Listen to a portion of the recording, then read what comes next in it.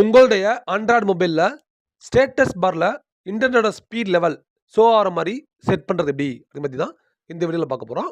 இந்த வீடியோ ஃபுல்லா பாருங்க. அப்பதான் புரியும். இதுவரை நம்ம சேனல சப்ஸ்கிரைப் பண்ணாதவங்க சப்ஸ்கிரைப் பண்ணிருங்க.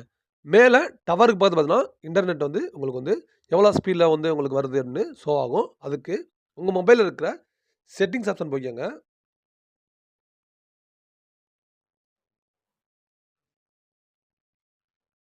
நீங்க எந்த ஆண்ட்ராய்டு மொபைல் வச்சிருந்தாலும் சரி, நோட்டிஃபிகேஷன் அண்ட் ஸ்டேட்டஸ் பார்ன்னு ஒரு ஆப்ஷன் இருக்கும். அத வந்து கிளிக் பண்ணுங்க. அதுல ஃபர்ஸ்ட்டா பார்த்தீங்கன்னா, ஸ்டேட்டஸ் பார் அப்படின்னு இருக்கும். சில மொபைல்ல வந்து கீழ கூட குடுத்துருப்பாங்க. அத வந்து கிளிக் பண்ணுங்க.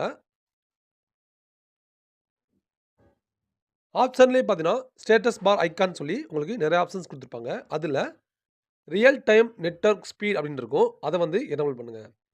இத எனேபிள் பண்ணோனே மேல பார்த்தீங்கன்னா, உங்களுக்கு டவர் பக்கத்துல உங்களுக்கு இன்டர்நெட்டோட ஸ்பீட் லெவல் வந்து உங்களுக்கு டிஸ்ப்ளே ஆகி வந்துச்சு.